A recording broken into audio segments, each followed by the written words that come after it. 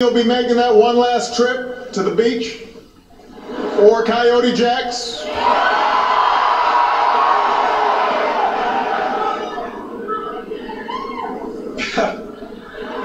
You'll be picking up that diploma that you worked so hard for. Your parents will be there, they'll be beaming, full of pride. And then comes what folks call the real world. Now, I actually think college is part of the real world, but obviously there's a transition that'll take place as you leave college. And some of you may go on to postgraduate degrees, but some of you are going to be out there looking for work.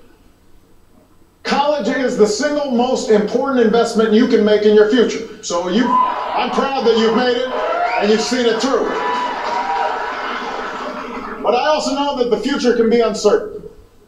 We've gone through the 3 toughest years in our lifetimes, economically. Worst financial crisis, worst economic crisis.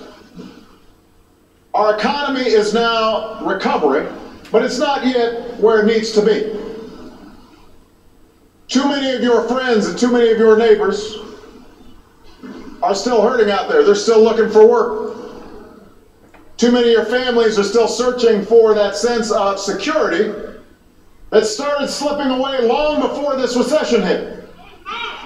Got the amen corner here. So at a time like this, we've got to ask ourselves a central, fundamental question as a nation. What do we have to do to make sure that America is a place where if you work hard, if you're responsible, that hard work and that responsibility pays off? And the reason it's important to ask this question right now is because there are alternative theories. There's a debate going on in this country right now.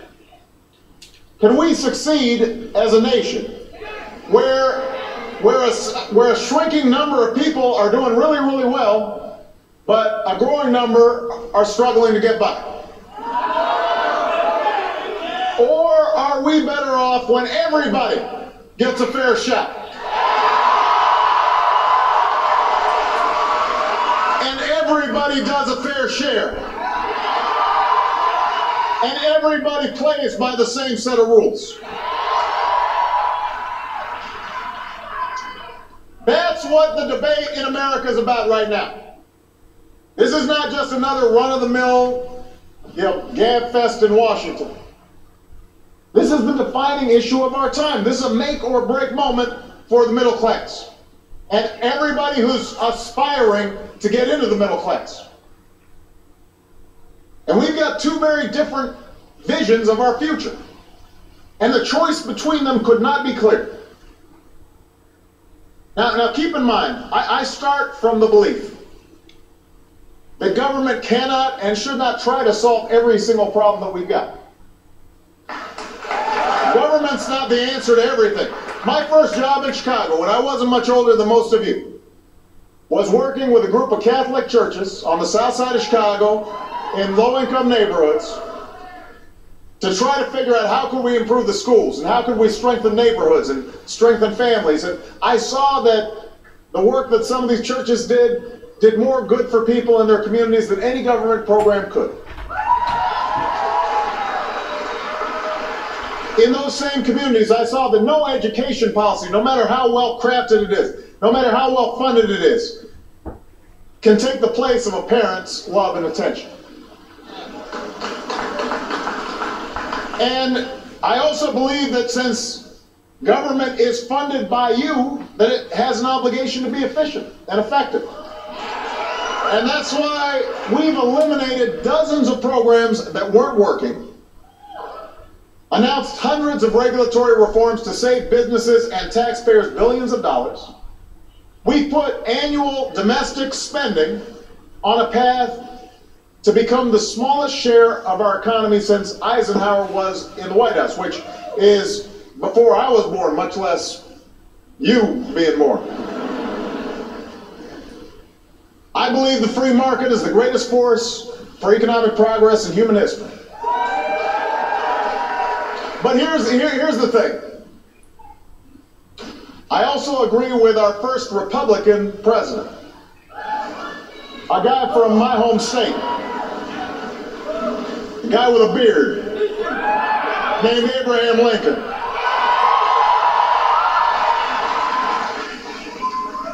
And what Lincoln said was that through our government we should do together what we cannot do as well for ourselves. That's the definition of a smart government. And that's the reason why we have a strong military, to keep us safe, because I suppose each of us could just, grab whatever's around the house and try to defend our country, but we do better when we do it together.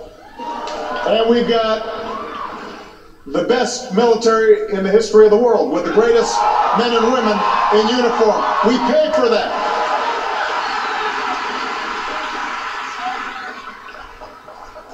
That's why we have public schools, to educate our children. If we didn't have public schools, there would still be some families who would do very well. They could afford private schools, or some would homeschool, but there'd be a lot of kids who would fall through the cracks. So we do that together. It's one of the reasons that we've laid down railroads and highways. We can't build a highway for ourselves. We got to get our neighbors and our friends to say, let's go build a road. That's why we supported the research and the technology that saved lives and created entire industries. The internet, GPS, all those things were created by us together, not by ourselves. It's the reason why we contribute to programs like Medicare and Medicaid and Social Security and unemployment insurance.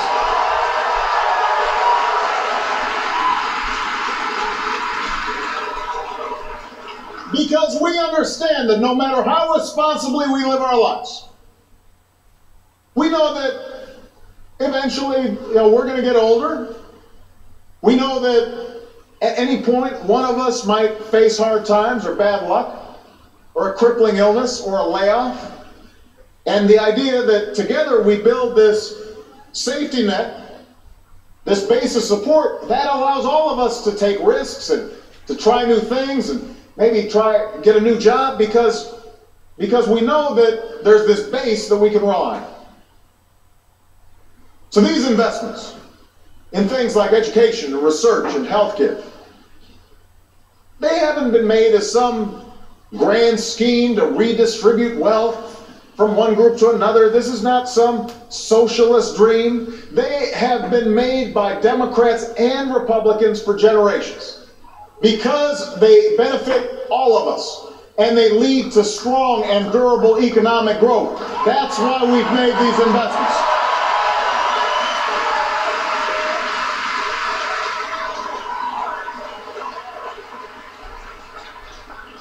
If you're here at FAU because you got financial aid, or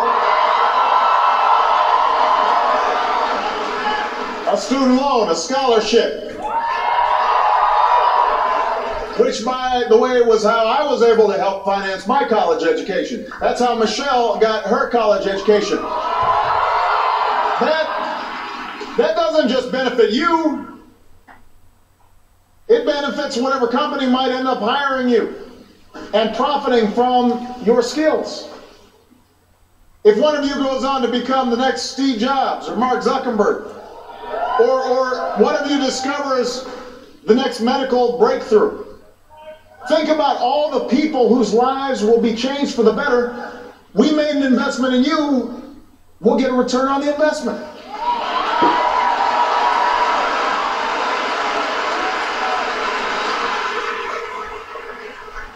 When we guarantee basic security for the elderly or the sick or those who are actively looking for work, that doesn't make us weak. What makes us weak is when fewer Americans can afford to buy the products that businesses are selling. When fewer people are willing to take risks and start their new business because if it doesn't work out, they worry about feeding their families. What drags our entire economy down is when the benefits of economic growth and productivity go only to the few, which is what's been happening for over a decade now. And the gap between those at the very, very top, and everybody else keeps growing wider and wider and wider and wider.